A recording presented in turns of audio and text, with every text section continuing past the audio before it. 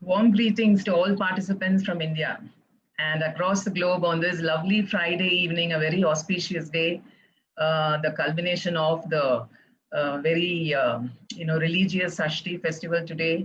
And today we are launching People's Podium powered by LBN Tech Solutions.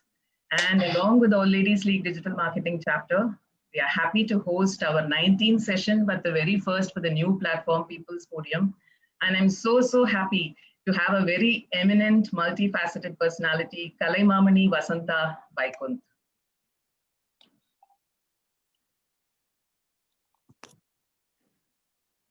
Here with us. Welcome, Vasantha. Yeah, thank you. Thank you very much. With your presence at this inaugural session, I'm sure this platform will take off exceedingly well. Thank you. And today's topic for the session is healing through dance. Bharatanatyam, the classical form of dance, which was earlier actually known as Sadiratam, is actually 2000 years old, and Bharatanatyam, people say, is an acronym for Bha for Bhavam or expression, Ra for Ragam or medium, and Ta for Talam or rhythm, which combine to make Natyam or dance. Vasantha Vaikunth is very well known, and there is so much to say about her accomplishments, but a little brief about our esteemed speaker before I hand over the floor to her. Vasantha is a classical dancer trained in Bharatanatyam and has done more than 100 shows all over the world.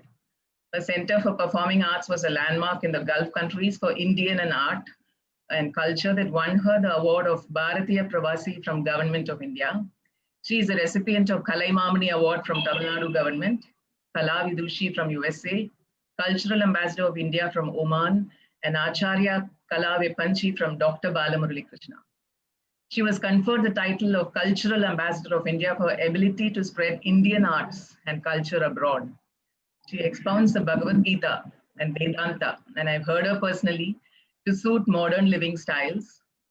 A fantastic motivational speaker in corporate houses and universities, and a multifaceted person wearing several hats. She's also an accomplished psychologist, and now she's fulfilling her real purpose in life through her online NGO, Life Living, www.lifeandliving.org. Please check that out. And she extends emotional support to people in the form of online counseling, totally free of cost. Welcome to the show, Vasantha. Yeah, thank you, Mega. Thanks a lot. We will start with the basics. Healing through dance sounds so therapeutic. There are so many people who are looking for some method of healing in this world. So do classical art forms, especially dance, like Bharatanatyam, do they have a purpose to serve the humans? Yes, actually, should I start? Yes, you can. Yeah. When you talk of classical dance, it's something that very ethereal for me because I think there is a definite purpose. In the early centuries, almost you can say 10,000 years ago, as recorded. Now, Natya Veda or the Shastras is known as the fifth Veda in the Puranas. When I say the fifth Veda, the reason is that after the four Vedas, whom the celestial bodies or the Devas, they mastered it and they acquired it from Stuti. The art form or the fifth Veda, which was the dance, was created by Lord Shiva and Parvati, as explained in the Puranas. Because they must have done it long time ago, but what the recorded one we know is from the Puranas. So why they did this, the fifth Veda, for the Devas? That's a question. The question is very simple, that the Devas also were subjected to mental imbalance. Like sometimes, I know, as you would have seen, that Lord Indra got distracted and he got jealous and he used to use his own methods to take revenge.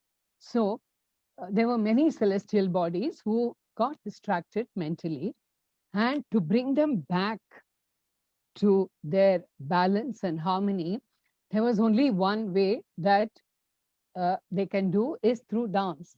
They felt that the dance is the only way that can bring back the healing effect for the devas. I'm talking about the celestial bodies. And then Please fall in them. this kind of art form, like we say, there are 108 karanas, as we call it, according to Bharata Shastra. But I would also like to say that 108 number, what is that?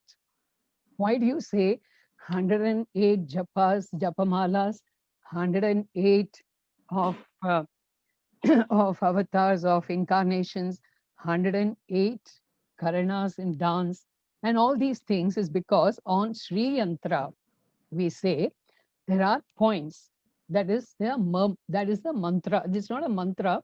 It's, you can say, the marma, we call it, and where three lines, three kind of lives interact, and there are 54 such intersections. I'm repeating, where three lives interact, three lives and lines interact, and there are 54 intersections. And each intersection has masculine and feminine qualities, which represent Shiva and Shakti. And 54 into 2 equals 108. Ring up and tell. Now, there are 108 points that define the Sri Yantra as well as the body. Now, everybody knows what is Sri Yantra. So, even your body has 108 points. So, it is again a healing experience for human being through your dance. Now, later, we trace the practice of dance in the temples after the Dipardana. We'll talk about it a little later in a while. But those dancers were called Nitya Sumangali. Now, Nitya Sumangali is eternal Suhagan, the eternal one, a woman who always remains a Suhagan. So, Nitya Sumangali. And I'll talk about again Nitya Sumangali a bit later. And this mention has to be made at this point because the Dipardana was done by the Devadasis. And Devadasi means one who serves the Lord, one who only remembers the God, one who thinks about the Lord. Now, I have to tell you something more interesting than this is there is Abhinava Gupta. It is very interesting to note that today we are able to celebrate 1000th birthday of Abhinava Gupta, who is from Kashmir, who wrote commentary on Natya Shastra while the Cholas were making sculptures in South Indian temples speaking on Karanas. How interesting is that? And the static, I mean, when you talk about I talk about the sculptures and you talk about the dance, you talk about the precincts of the temple, all these things are getting into a mood of the piousness and the worship and the spiritual upliftment. Now, the Devas, I'm coming back to that, when the Devas realized that they need to connect to their soul, they need to connect to harmony and peace. And that's how they learned how to dance. They learned how to get the steam out of their mind. I'm not, I mean, this is not, I'm not saying this, this is in the Puranas. Now, dancing is very special as it stimulates your cognitive mind for sure, because every dancer who has been practicing dance or who has been thinking about dance or talking about dance or listening about dance, they all have a purpose and they are timeless and they have no age. They never grow older. They're always like, they are always in the world of their own. They live in a zone, which is like a space, which they take it on their own to enjoy the peace. Now, when we talk about this, we have to talk about the kinetic energy. So when I talk about the kinetic energy, that is, we call it the sthiti and the gati. but the kinetic energy and the spiritual energy and the aesthetics, all these three aspects have to merge if you want to dance. Now, coming to a very mundane, basic level of dance, you know what? How people relate to dancing today. When I say how do they relate to dance, it's not just the body movement or the theme or just the music or something that's going on the stage. It's not about that. It is the core, the aesthetics core. Now, you know, a lot of people ask me, so you think everybody can dance? Everybody can do this?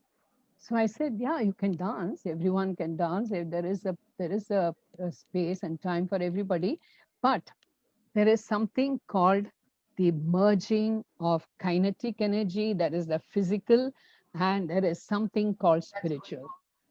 And the spiritual and the kinetic energy, they blend together. And when they blend together, there is a healing element to this. Now, same way, we need to understand the huge aerial view of life. Just like the aerial view of life, you also have the aerial of space and emotions. And a dancer, a person who is interested in dancing would always explore more than what actually meets the eye.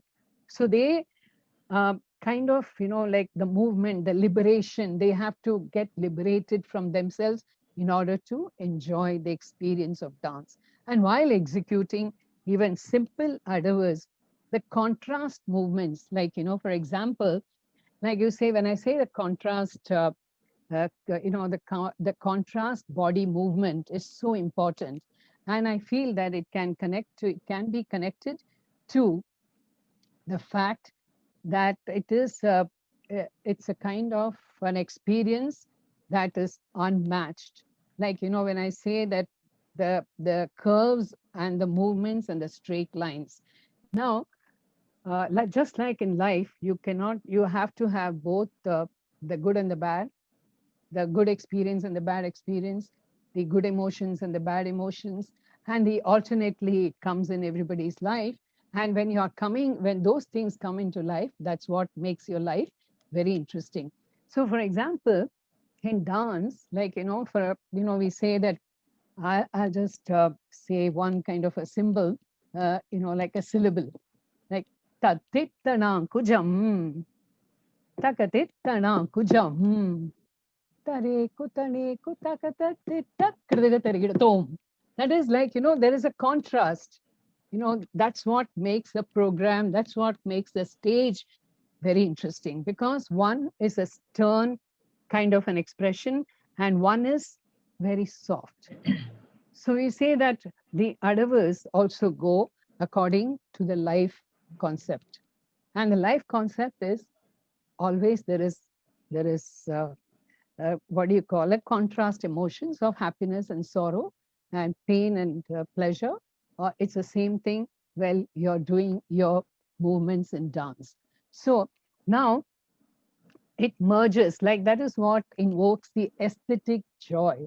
When I say the aesthetic joy, something that, you know, like when you see a dance performance, like nowadays, I find that, you know, not nowadays, it's been quite a while that I've been watching that people, when they dance, the dancer should be focused on the spiritual aspect of dance. Now, that is kind of a vibration that gets passed on to the audience and to the viewers. Like, you know, like Bharathamuni says, it's a rasikas.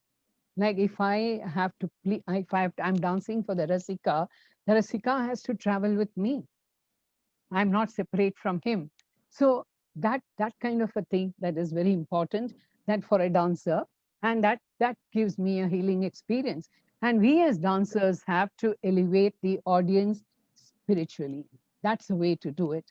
And there is a healing experience after every dance performance.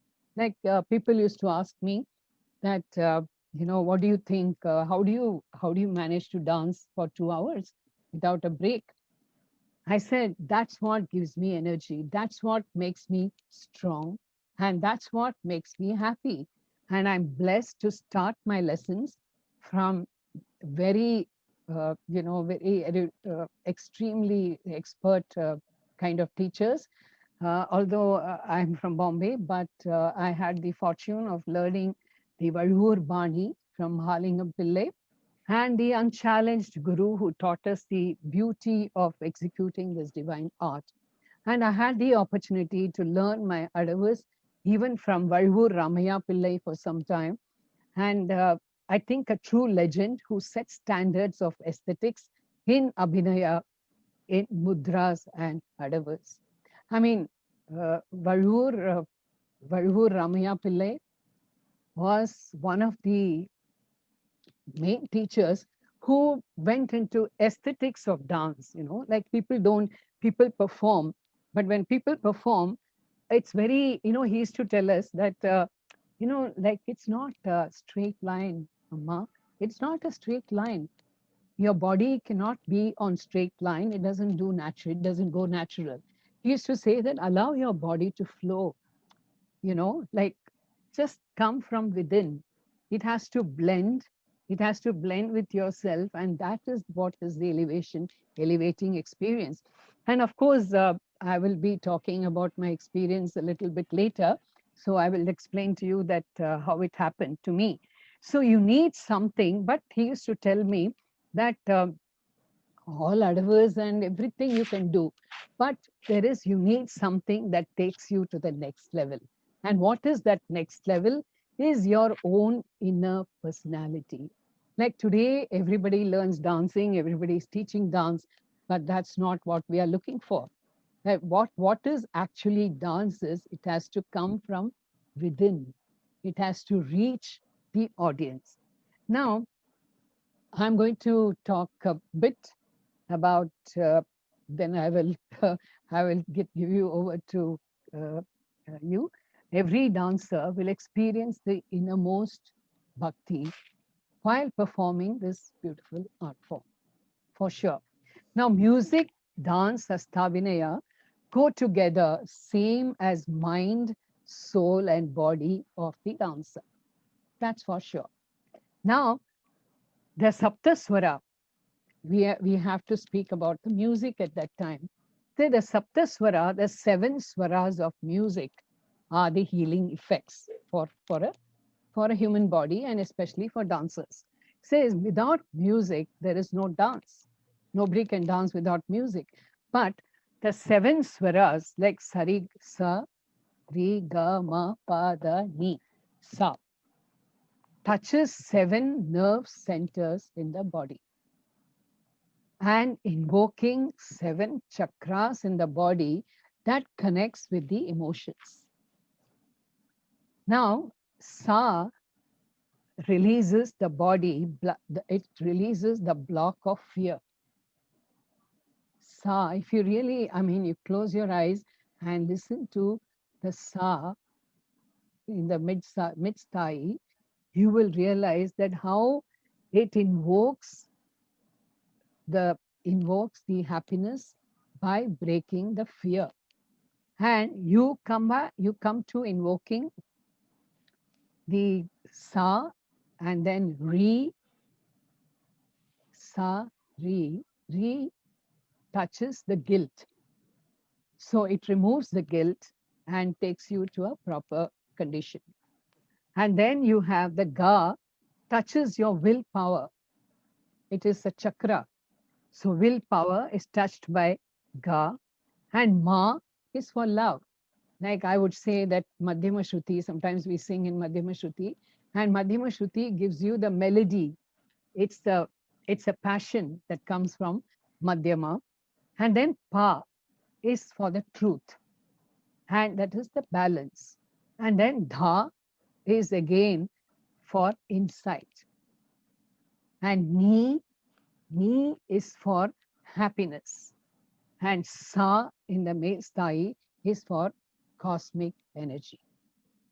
Now, all these different types of different saptaswaras are very important, very essential for us to be invoked.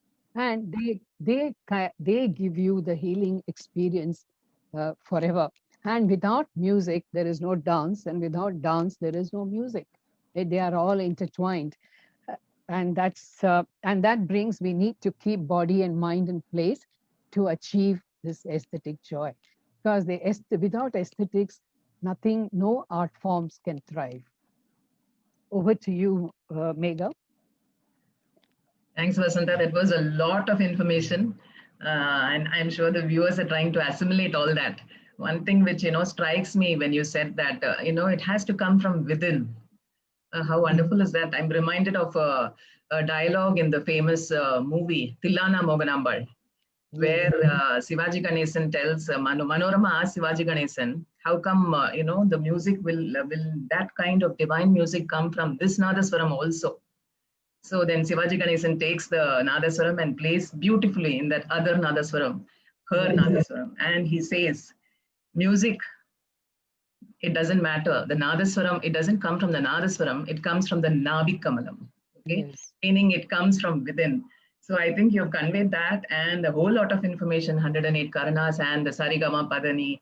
And before we go further into the depth of, I'd like to know about your personal experience. I'm sure there must have been some cathartic experience you must have had for you to believe in this journey, healing and journey, and your dance journey in specific. So can you throw some light on that, Vasantha? Yes, it's been a very interesting journey of mine. I think I started learning how to dance from the age of 5, but I had to give it up when I was 12. When I was 12 years old, as I had developed some kind of a medical issue, medical problem, and I had to quit. And with something that it used to hurt me every time I went to dance class, but I didn't express to anybody because I just didn't want to leave my class. But I think one fine day it just happened that my parents said that dance is not going to be for you. You just have to quit, and then we'll concentrate on some other thing. So I think I shed some tears, but then I was too young to understand what was going on. So then I learned veena and music for 8 years, and I dance was not even the scene, not even in the scene for me. But there was always a longing.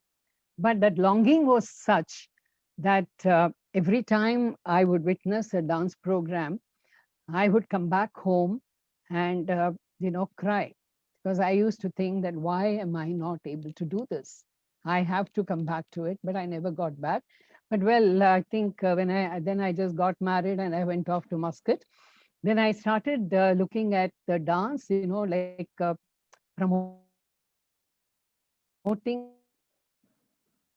the dancers. And during such time that I met Sudha Chandran, who did not have one foot, one leg actually. So then she came and stayed with me, and she told me that how can you just ignore something that you love most? I think that I can dance without my foot. I think you can do it right away. So I said, but then I don't know how I'm going to handle this.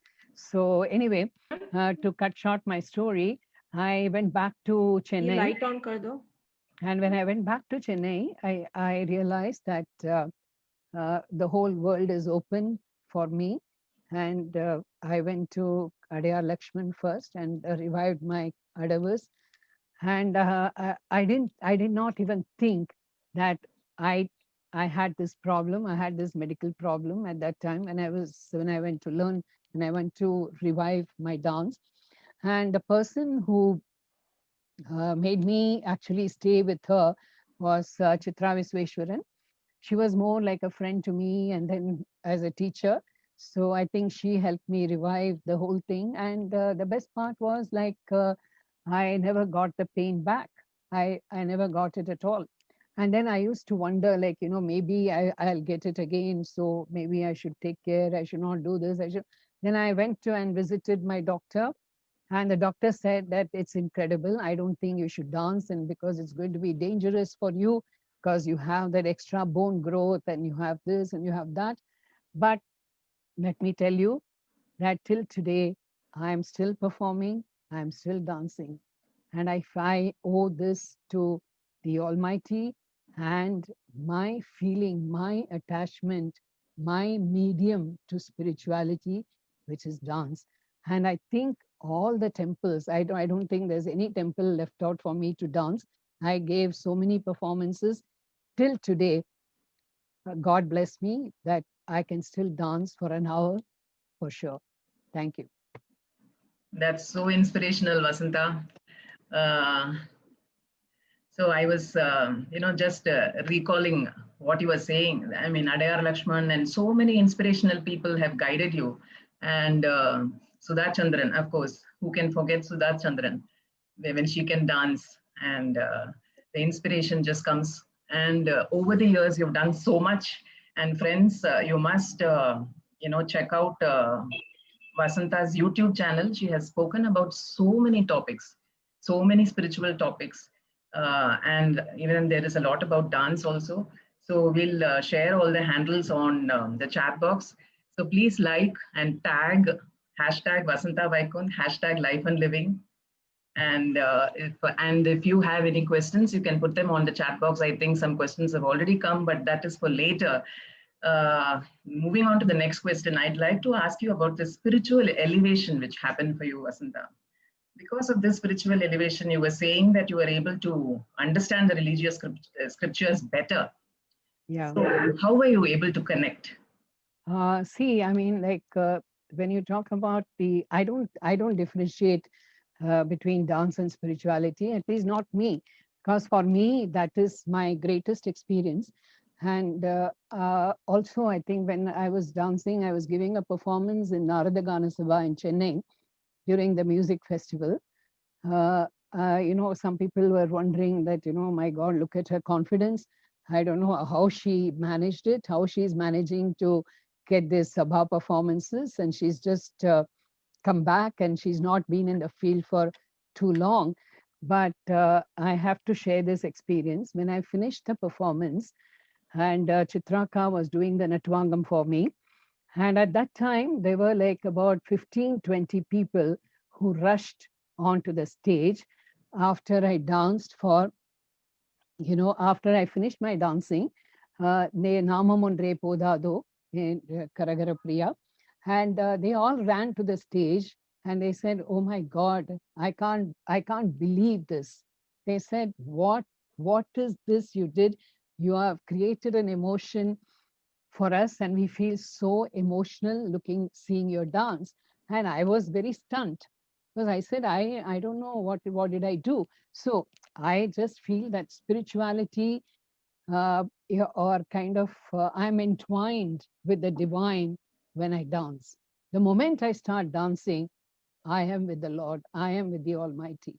I don't see the audience, I don't see who is looking at me, I don't see who is doing my orchestra, I don't see my costume.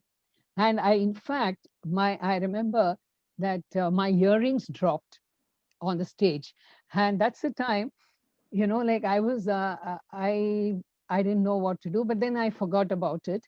And Chitraka came at the end of the show. She said, "You did the best thing by not reacting to it, and you just danced and danced and danced." And she was so happy. And I thought the best compliment I received was in Narada Gana Sabha and in academy when I danced. I mean, people said, "You have some guts to do all this." I said, "It's not my guts. It is my spiritual experience. It is my spiritual feeling that when I dance, I just dance. That's it." And then I got healed. I said, after doing all this, and my mother asked me, says, I mean, my mother was not too happy with all this because she says, "I don't know why you're taking such a risk with your feet." I said, I mean, let me let me see if I experience any pain, then I will go to the doctor. But touch wood, till today, I think the spirituality is my thing through dance. And then one more thing is, in dance itself, when I spoke about Karanas, there is something called Sthiti and Gati. I relate to that a lot. Sthiti is in Karana, is your posture. And you have your posture in the form of in form of different postures. But the basic posture of the Karana is your Aramandi, for example. And when we dance, when we are moving in Aramandi, that is, you're acting in Aramandi, is something else because your sthiti is divine. And carrying that divinity, you are, making the movement.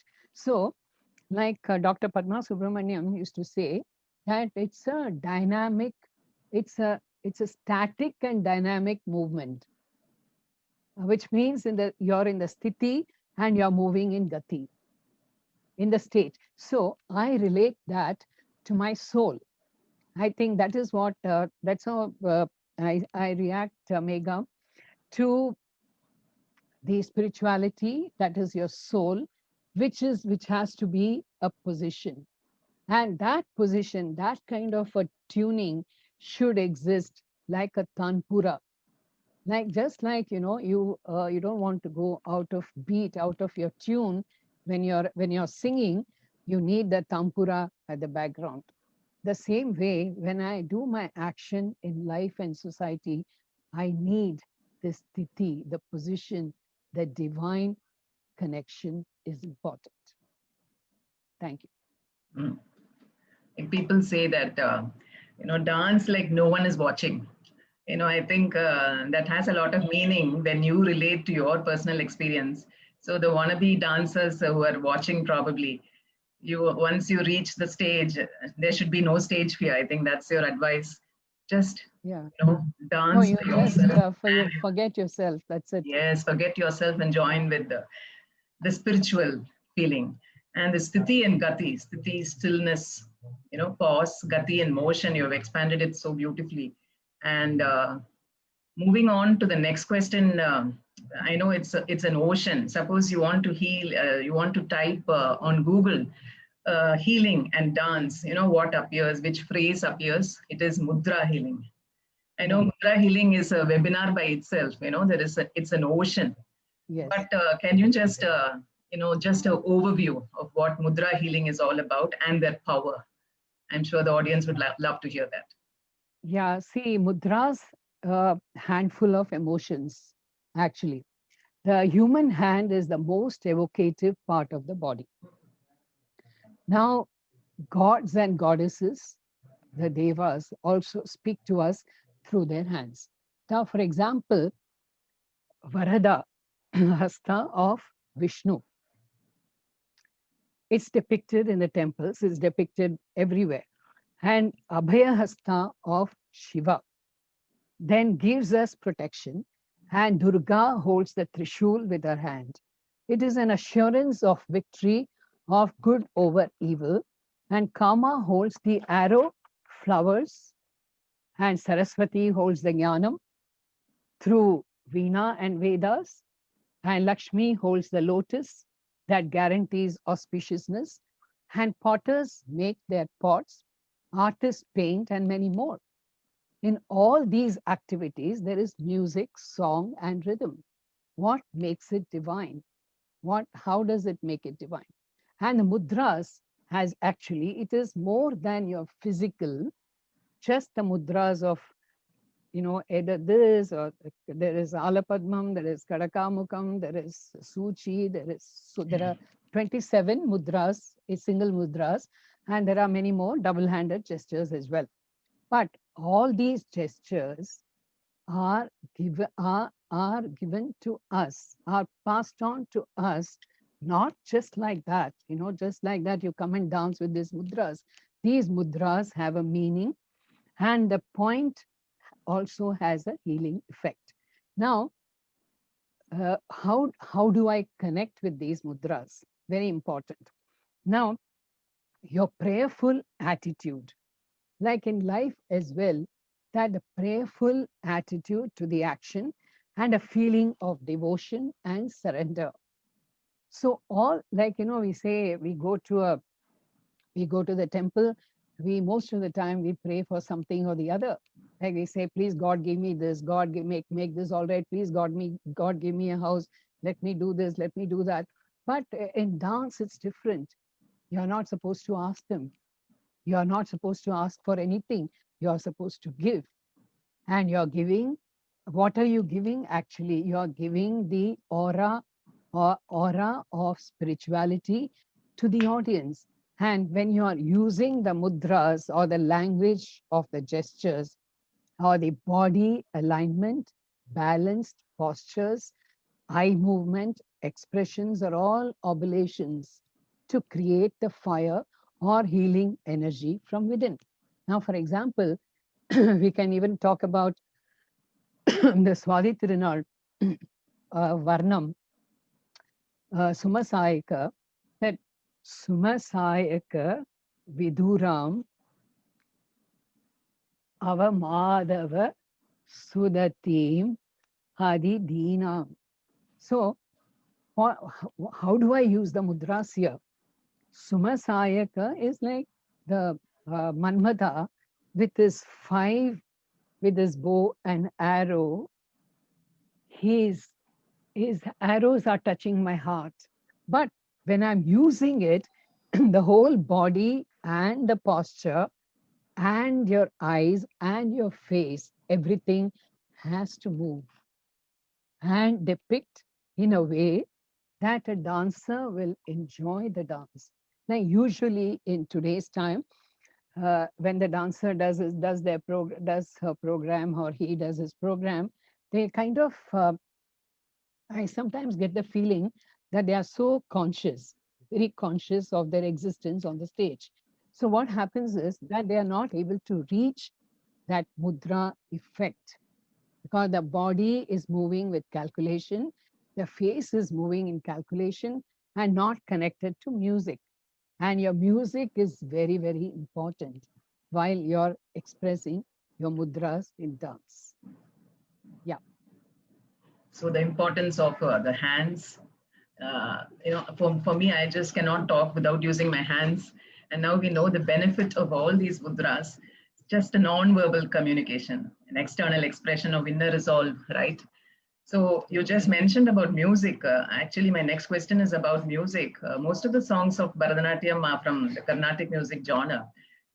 Should the singer, like a layman, I ask this question, should the singer sing a kriti or a varnam or padam differently for a dance performance rather than for a vocal stage performance? Many lines are repeated several times. For the uninitiated, it may sound, why are they repeating it so many times? These lines are repeated many times for a dance performance, but I'm sure it is just, there is more to it than just mere repetition. So singing for dance, can you throw some light on that, Vasantha? Yeah, certainly, because I think music, singing for dance is an art by itself. Because I think the musician is supposed to sing for the dancer so that the dancer reacts to the musician. And that's one thing. And the second thing is the music that you or the way you sing it for dance has to go with the abhinaya of the dancer.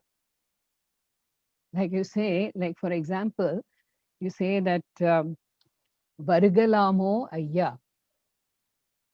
I'll just say, so it says Varugalamo Ayya. That expression, the musician also has to, I'm not a great singer because my throat is not good, but I can tell you that the singer has to sing in a way that, can I please, Lord, let me in to take your darshan. That should be the value of it. Not like, say, knock the door and say, please, may I come in? So unfortunately, in today's world, what happens is that the musicians, they are singing for I guess that's the trend, but they sing for so many people, so many dancers. So they keep a paper in front of them and they are singing looking at the lyrics, which itself I'm not in favor of. I think you should be thorough in your music, in your words, in your lyrics, and you should be extremely attached to the movements of the dancer. I remember sometimes when we dance, we just go little bit more emotional, and then we would want to express, for example, a short story in the dance. So the musician will be calculating the number of times, but they will not be looking at us. But I remember Madurai Sethuraman sir, who used to sing for me, and I remember the best concert I have ever enjoyed was in Padmanabha Kshetram, Padmanabha Swami Kshetram, where I danced for the Navaratri and organized by the royal family of Travancore. So when I was quite nervous because they are all connoisseurs and authority on dance. And then I had to do all the Swadi Tirunal items, all the dances that they created we had to do it. So there was no mic, there were no lights, there was only lamps, the huge lamps around, and the gentle breeze outside and drizzling outside. And here the musician, I think it's very difficult to find singers like Madurai Sethuraman sir. He sang in such a way that we were floating, absolutely, we were floating on a different level. And I think I broke down in tears by end of the program that day. So that is the kind of music that I'm talking about. It's not about, coming and sitting on the stage and the dancer says, please remember, you have to sing for 5 times, you have to repeat for 10 times. That doesn't work. Those kind of stuff, they don't work at all. Yeah. I mean, that's why people get bored, Yeah, that's right. actually. Yeah. Yeah, that's right. So now we can understand actually that a singer can actually make or break a performance. It's so Yes, important. absolutely. Very Yeah, important. I've actually read an article where Sudha Raghunathan says about singers for dance give energy to dancers who give Yes. energy to you while performing, and be subtle when you see a dancer doing slower and subtle movements and modulate your voice accordingly. I think you mentioned that. Yes. The song also has to go, there should be a harmony between the singers as well as the dancer. And even One the has to even keep the on watching. percussion, even mridangam, Mridangam too, yes. when what I find is I feel that there has to be clarity in the lyrics, the presentation of the lyrics, and the presentation of the ragam, and the mridangam should not dominate. And I find nowadays I don't understand the dance at all because the mridangam, the person who's playing the mridangam, he's playing it randomly, and the Okay. dancer is also doing her jatis or movements or footwork or something like that, but there is no connection. Unless there is an aesthetic connection, unless there Yeah. is a bonding, I think dance is a failure. Yeah. Yeah, that's right. So it is a teamwork, definitely. Yes. So, friends, Vasantha has written a book on spirituality in dance, and for that she has done a lot of research spanning several years. And this book was available in Amazon, and the book elaborates on temple traditions and Devadasi Murai. So, and Vasantha was telling me that she has actually met the Devadasis in Chidambaram Nataraja temple. So, Vasantha, how do you say that Devadasis were the true custodians of this art form? uh, yes, actually, I would say that because in my book I went to these temples, I spoke to them, I stayed in those streets of Chidambaram. I experienced all that, and I felt that they are the true custodians because as a dance, even the temple as a dance, as a temple art form, is something very unique. And as I mentioned earlier, the Nitya Sumangalis, like they were wedded to God. They had no other life. They could not think of anything else other than being in the temple. And they were actually married because there is a ceremony for them, and they get married to the gods, and that's how they lived. That was their existence. And when they did that, there was a tradition those days that any good function in the royal family or any family, these Devadasis were invited to open the ceremony, number one. And number two, they were called to give a healing effect to the people. They had a healing effect.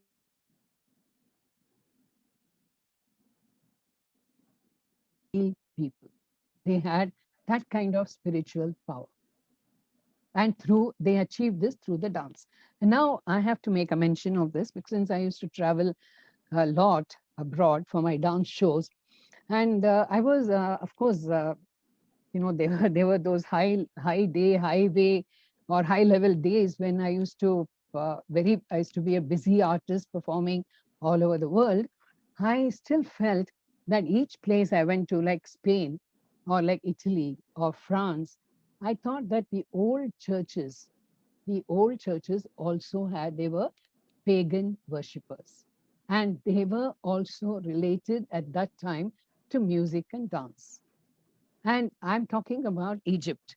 When I went to Egypt, when I saw these old tradition in Egypt, I found that it was a pagan worship. There were sun god worshippers, and there was dance and music in their kind of worship as well.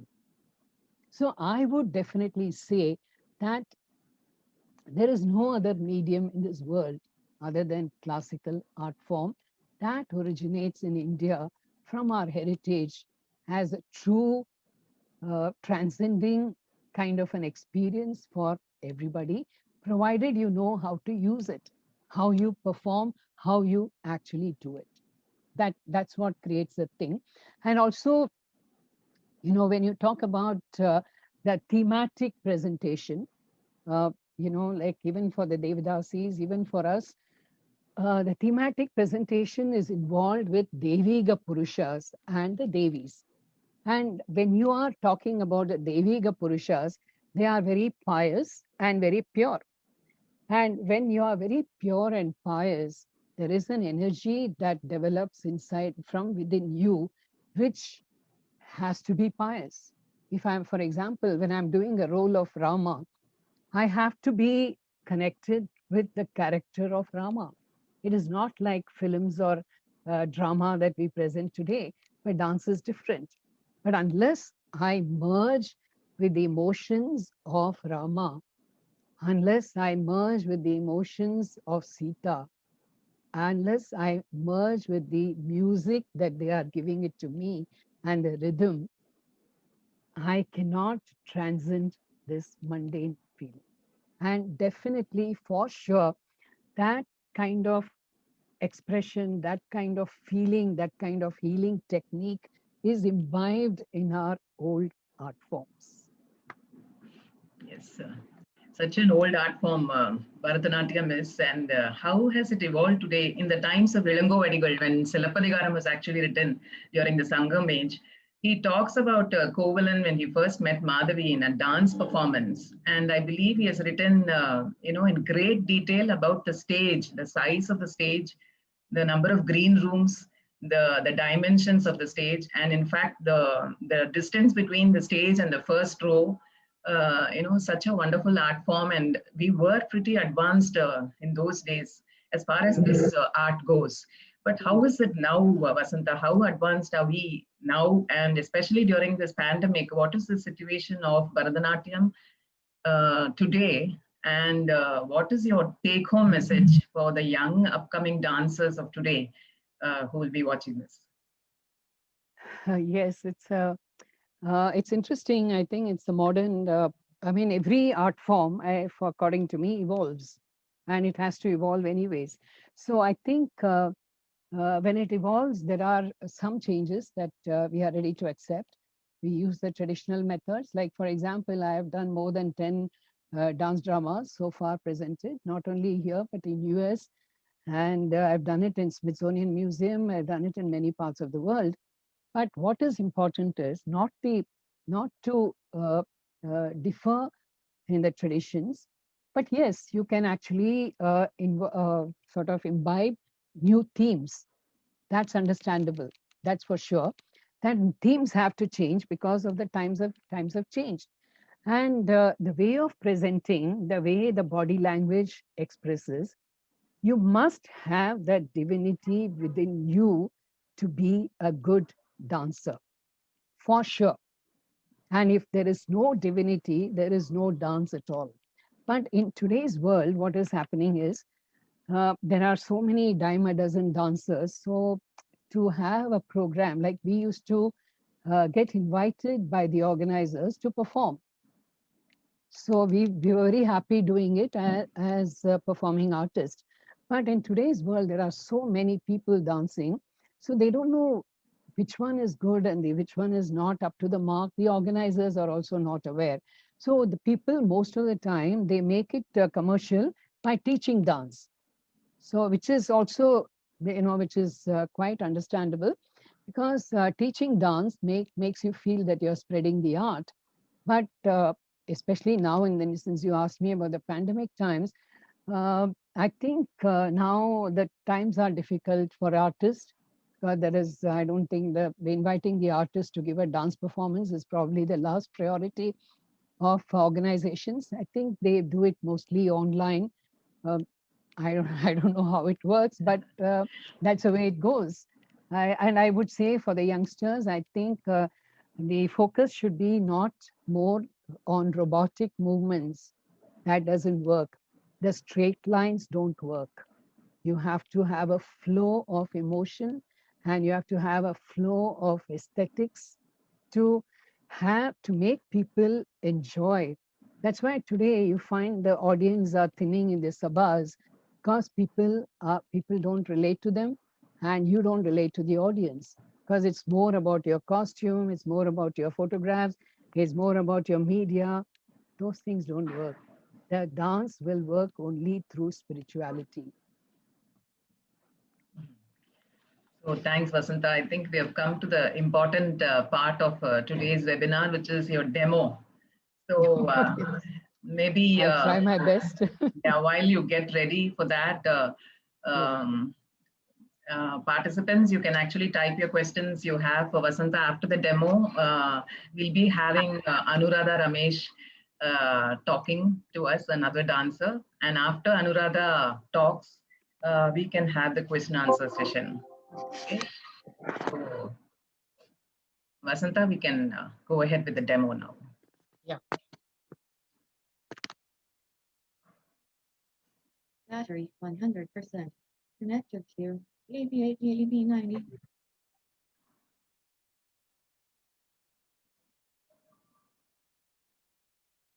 So while we are waiting, participants, you can check YouTube channel and Facebook. I think Veera, you can post it there for people to go follow Vasantha and actually go and see the kind of work she's doing in lifeandliving.org. She's running an online NGO, and she has various articles, and you can also submit your articles to there. It's a wonderful website, a highly interactive website. And her YouTube channel has a number of talks. She has spoken on various topics. She's truly a multifaceted personality. So I think you can take the time to check her out, and probably you can post on Instagram handles and Facebook handles tagging Vasantha Vaikunth, hashtag Vasantha Vaikunth, hashtag life and living. I'm ready.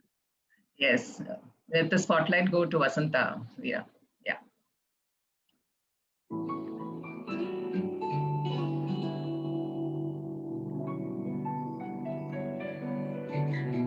மாலை பொழுதிலோரு மேடை மீசையே வானையும் கடலையும் நோக்கியிருந்தேன்.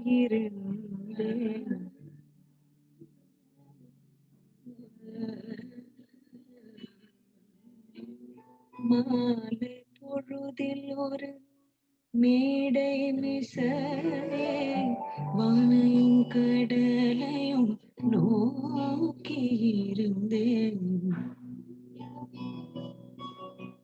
மூளை கடலினையோ வளையம் முத்தமிட்டே தழுவி மகிழ்ந்து கண்டேன். மூளை கடலினையோ வளையம் முத்தமிட்டே தழுவி மகிழ்ந்து கண்டேன். மாலை பொழுதிலோரு மேடை மிசையே வானையும் கடலையும் நோக்கியிருந்தேன்.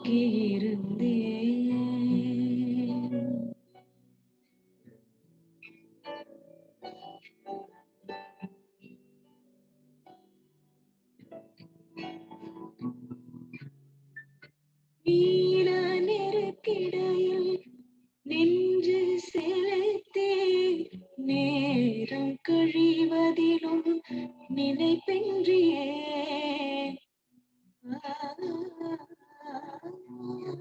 நீல நெருக்கிடையில் நெஞ்சு செலுத்தி நேரம் கழிவதிலும் நினைப்பின்றியே சால பல பல நற்பகற்கனவில் தன்னை மறந்தலயம் தன்னில் இருந்தேன் மாலை பொழுதில் ஒரு மேடை மிசையே வானையும் கடலையும் நோக்கி இருந்தேன் மூளை கடலினையோ வானவளையம் முத்தமிட்டே தழுவி முகிழ்தல் கண்டேன்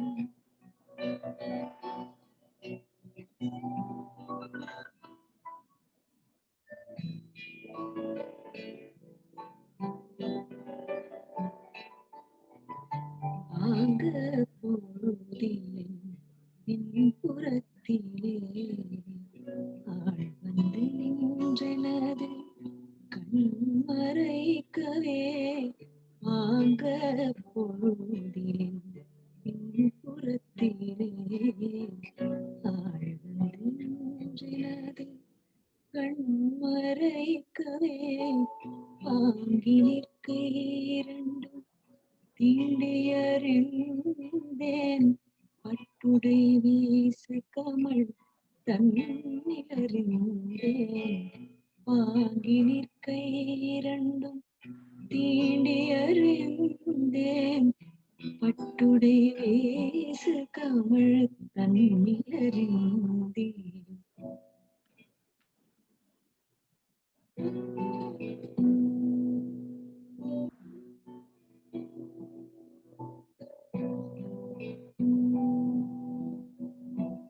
ஓங்கி வரும் வகை ஊற்றிலறிந்தேன்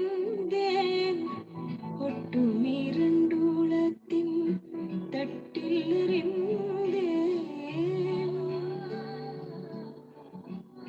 ஓங்கி வரும் வகை ஊற்றிலறிந்தேன் ஒட்டும் இரண்டுளத்தின் தட்டில் அறிந்தேன் வாங்கிடடி கையை ஏடி கண்ணம்மா மாயவிவரிடத்தில் என்று மொழிந்தேன் மாலை பொழுதிலொரு மேடை வீசையே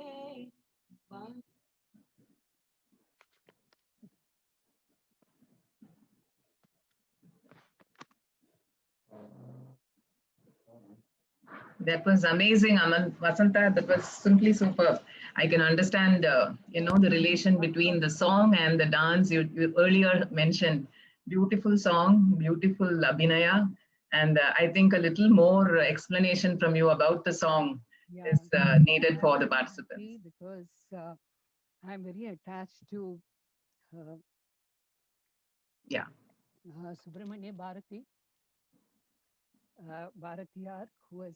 I think you need to be a little more audible. Can participants hear, ma'am? Can you hear me? Yeah.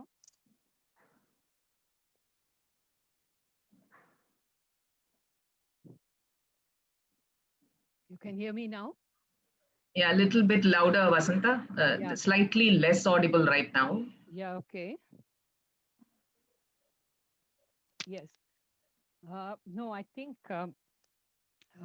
Subramania Bharati, Bharathiyaar is my inspiration for poetry. And the piece I took was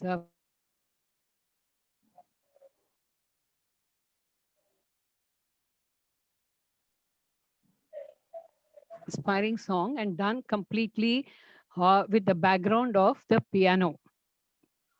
I just thought I didn't choose the traditional, but I did a traditional movement for a modern kind of presentation. And the meaning of this is you must know, you will know Tamil, but in case you don't, it's like the in the on the sunset time, at the sunset time, I've been watching the waves uh, dancing and the sky above, and I also find them kissing each other. And when I saw that, I feel that I went back to my dreams, my daydreams, and I realized Kannamma, my lover, comes from the back, from behind me to close my eyes, and I tried to feel it, and then I could sense it was Kannamma because because of the fragrance that comes from her garment and her body. And Bharathiyaar always, he went after the emotions and, those subtle kind of expressions. So I chose this song. You can hear it on YouTube, it's there. It was wonderful, Vasantha. We now have a dancer, Anuradha Ramesh, who is with us, who will talk a few words appreciating Vasantha Vaikunth's talk on healing through dance. As a Rasika, this is much I can do, but we have a dancer here who will appreciate about her Vasantha's talk as well as her dance and a little bit of introduction about Anu before I hand over the floor to her. Anuradha Ramesh is an accomplished Bharatanatyam dancer, her current guru being Acharya Chudamani Srimati Roja Kannan, and she wears several hats. A little brief introduction about what all she has done. In order to understand the therapeutic aspect of dance, she completed a study with Dr. Ambika Kameshwar on the application of dance movement in rehabilitation and self-expression at the Theatre of Holistic Development. She has released educational videos on YouTube on Abhinaya Darpanam, a text widely used by Bharatanatyam dancers. It is a visual representation of the book with translation and transliteration of the shlokas, the text. Anuradha is a founder of Culture Cues, a channel to facilitate the understanding of the culture and heritage fabric of India. We need more such people, to popularize this age-old, 2,000-year-old art form. Please follow and like her on YouTube channel. The link will be posted on the chat box. And she wears several hats. As I said, she is highly spiritual, a mother of two lovely kids. Over to you, Anu. We look forward to listen to your closing remarks in appreciation of the talk by Kalaimamani Vasantha Vaikunth. Over to you, Anu. Thank you. Thank you, Megalai. What a fantastic performance, Akka. Short and so sweet that each one of us could relate to. And it was one of the most beautiful lectures that I have heard in a very, very long time. The concept of spirituality and dance, it goes on like what you said, it's an age-old tradition. We don't even have to discuss about it, but the way you brought it out and brought out the significance of dance and the significance of the spirituality in dance was something that was amazing. The concept of constant movement, which is gati, leading to stillness within, which is sthiti, allowing the higher energy to flow within you, leading and extending to the audience that are seated in front. Isn't it a beautiful way of being, what do you say, a medium for healing and a medium for people to know what spirituality is all about. The concept of spirituality in dance is the ability to find the alignment that soars within, where there is just peace and quiet. And this is possible, like ma'am has just explained. This is only possible when all the external things like the costume and the orchestra and the auditorium and who's watching and the physical things are just dropped. You become one within yourself and you're able to dance. Such a beautiful concept brought in so beautifully by Vasantha Akka. Thank you so much. This is probably the purpose of dance. And this should be the goal of every dancer. And like what Akka said, in modern times with the dance evolving and with so many dancers that are there, this one thing should never be compromised, is what I have learned, and such a beautiful thing to take home from this particular meeting. Thank you so much, Akka. It was a pleasure all through. Thank you. Thank you, Megalai. Thank you, Anu, for joining us. Thank you, Anu. I think we can start with the questions. Audience, if you have any questions, I think there are a couple which I will ask first. Abhirami Vivek has asked, can dancing, particularly Bharatanatyam, help in improving the nervous system? Recently I saw a video of a person who has dementia but still moves her hands sitting in a wheelchair to the music. So she wants to know about that, Vasantha. Yes, absolutely, Abhirami. Because the nerves get calmed down. You know, you actually, there is the music start, when the music starts, there is a kind of calmness that comes, and then there is a harmony that you bring it within yourself to perform. Like once you start dancing, you are a different person, and it connects with the chakras, as I mentioned to you earlier. All the saptaswaras are connected with the chakras. So when the saptaswaras are sung in different permutation combination, the dance, the syllables, the rhythm, and the abhinaya, everything is performed according to the chakra ability.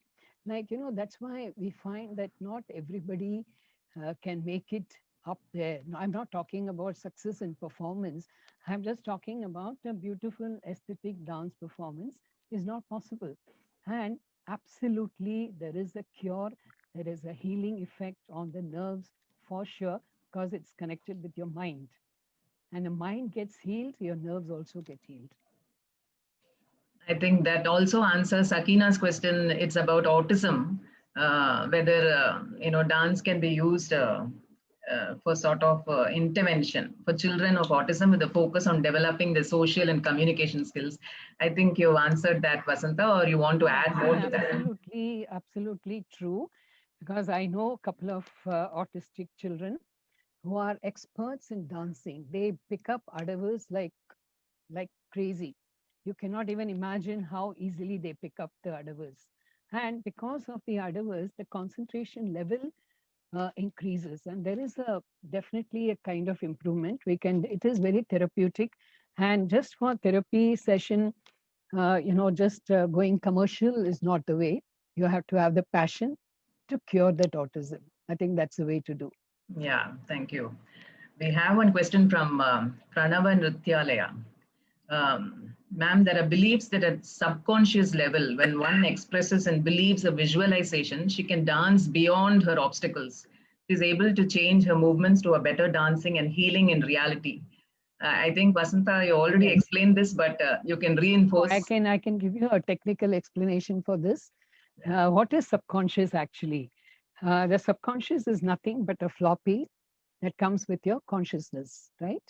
When the consciousness turns from one body to another, it carries the subconscious, the floppy, that your karma, your actions, all your bodily abilities, everything you're carrying it with you. You shed the body, but the subconscious comes with you in every life that you take. And the subconscious will help you, like as you rightly mentioned, it creates a vision, and that will 100% make you go towards the art form. And that is, like we call it, destiny. But more than destiny, it is the action or the cause that you carry within yourself is the subconscious, actually. Okay. Any other questions anybody has? You can unmute, and you can also ask your questions. Anybody? Or you can type it in the chat box. Ma'am, this is again Shalini here from Pranavan Nrityalaya. Yeah, hi Shalini. Hi. I just wanted to know that we've heard saying that a margam or a dance recital with a lot of heart into it is equal to certain yagas or yagnas, and it releases that kind of an energy into the chakras. I really want to know, how does that, come into effect? Is there anything that ma'am has to say about that? Because I have also felt that kind of a feeling that you feel an elated energy, like ma'am spoke about it. You know, you're on a different level when the musicians and the dancers are in line with good singing and great dancing. It releases an immense power. You're actually not feeling on the ground, like ma'am said, afloated. So is that what you mean by saying it's certainly equal to certain 100 yagas or yagnas, ma'am? What do you It feel is, about? for me, according to me, every action in life is oblation. It's a yagya. Yeah, it's an offering. And dance is an offering. You're actually, when you use dance, actually, when I started, as I said, after so many years, I revived it. I never thought I was ever going to perform on the stage. I only thought that I'm doing it for my love and passion. But things just happened to me on its own. I never went behind it. But what I experienced, my spiritual elevation, my elaboration on scriptures like Bhagavad Gita and Vedanta, without studying it, for me, everything happened through dance. And as you rightly said, even Anu also mentioned about it, it's not about thinking about your external things, but it is thinking about your internal matter, like your internal feelings, your emotions, and you're dancing on the Deva Purushas and the Devis, and you merge with them. And that creates an aura around you. And that aura is the one you carry with you always. And definitely the effective way of doing it is first dance for yourself, you know, Right. and that's the way to do. And today, when a lot of people ask me, they say that, oh, you've been dancing for so long, but you started after 20 years of gap. It's not easy. When I said, see, what had to come to me, it came to me, but I did my justice to it only by dancing for myself. I don't think I aspired for programs, but it just happened. But today, I don't want to be engaged in that kind of competition or the race, but life is diverse, right? You have to enjoy teaching. Yes, that's one part of it, but you should also enjoy creating an awareness in people. The honest awareness, honest appreciation has to be done. Otherwise, you have to beg to people to attend your concert. And that's a shame, according to me. you know? Akka, can I add one more thing here? Yes. If you don't mind. So dance is also called a sadhana. So every time you are dancing, you are actually doing a sadhana. Yes. And every time you practice, it is actually a path, not to the outside, but a path within yourself. So if you extend that further, every program of yours has to be a yajna where you're performing to exactly a particular this thing. And it is very true, when all of it comes together, you are elevated to a certain different plane when you dance. And the ability of a dancer, of a great dancer, is to transfer that elevation to the audience. So it's not just you feeling to be in an elevated state, but also to transfer that feeling to the audience. And that's when you are the greatest of dancers. Yeah, because like Bharata Muni says, that it is your ability to transform the spiritual elevation to the rasikas. But that's how people enjoy. Like, I remember in Muscat when I used to dance, or my team, my students and me, we used to dance. We used to have more than 100 people, 1,000 people, not 100,000. 2,000 used to be my audience. But I realized that, that kind of a response can come only in certain countries, maybe, or with certain people. But unfortunately, the dance has taken a very different turn. Like I remember Kalanidhi Mami saying, it's like cat on the wall. We don't know which way it's going to jump. But I am very sure that this healing part of dance, this healing part of the fine arts cannot be destroyed by time. It will survive. Am I audible? Good evening. Yes, you are audible. Yeah. Madam, a nice enlightened way of bringing Bharatanatyam into the people. Is it Dr. Edil? Dr. Yeah. Edil? Welcome, doctor. She's a I leading am. doctor and she has, found time. She's Thank also a you. dancer, No, by I the way. was a dancer in my teens, but as you have started mentioning, the instinct to or my passion to dance and music is still in my heart. But Yes. physically, I am 71 and Oh, still wow. stick on to my profession. And this music also, I'm in dance also after hearing from you, and I think it will definitely motivate me a lot. Yes, you should actually.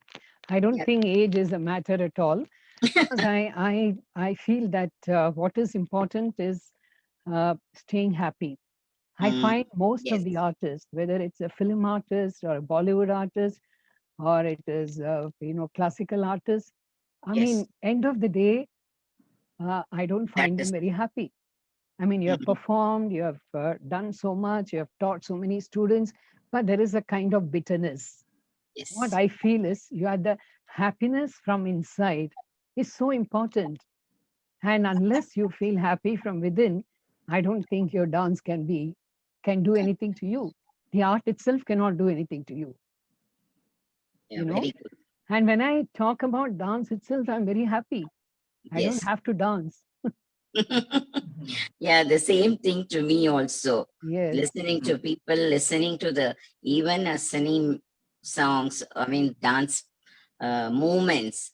My mind and I think dance with it, not my yes, body, but my yes, mind dance with the program because we have an inherent that feeling of dance features are there. I yes. think so. Anyway, nice meeting to you and Thank you. your good explanation from you and the other person. It's very nice.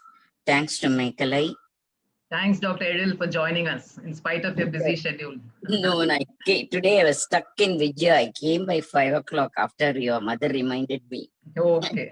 Thank Nice. you very Very much. nice of you. Thank you. Any other questions anybody has? You can unmute and ask.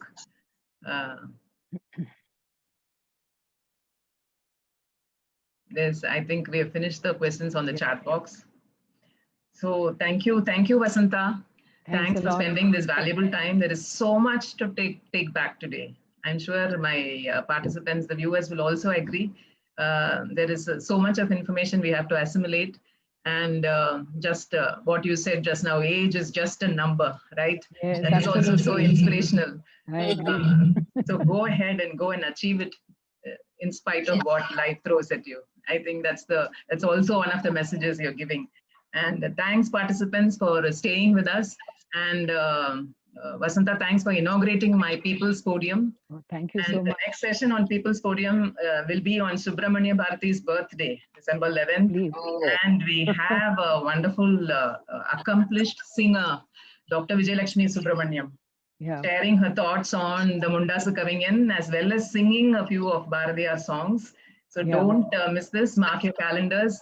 Like the LBN Tech page, it will be posted there, and All Ladies League Digital Marketing Chapter. Thanks for joining in, and thanks Anu for coming at such a short notice. I know how busy you are. You're also a faculty teaching, but still you came. It was wonderful having you here. Thanks a lot, and have a lovely evening. My pleasure. Thank you. Thank you so Thank you, much. Megha. Bye-bye. Thanks a bye. lot. Bye. Bye, Vasantha. Bye.